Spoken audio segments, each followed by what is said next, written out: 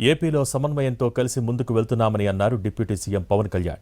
వెన్నునొప్పి కారణంగానే ఏపీలో కొన్ని సమావేశాలకు హాజరు కాలేకపోయానని మీడియాతో చిట్చాట్లో చెప్పారాయన. ఇప్పటికీ వెన్నునొప్పి తీవ్రంగా బాధిస్తోందని చెప్పారు. ఏపీలోని కూటమి ప్రభుత్వం ప్రజలకు ఇచ్చిన హామీలకు కట్టుబడి పనిచేస్తోందని చెప్పారు. ఏపీని జగన్ అప్పుల కుప్పగా మార్చారని, ఆ కారణంగానే ఆర్థిక ఇబ్బందులు ఉన్నాయని అన్నారు పవన్.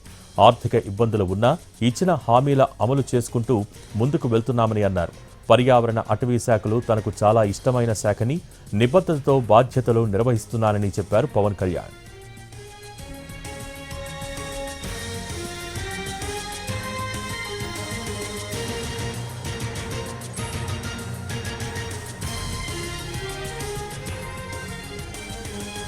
ఏపీలో సమన్వయంతో కలిసి ముందుకు వెళ్తున్నామని అన్నారు డిప్యూటీ సీఎం పవన్ కళ్యాణ్.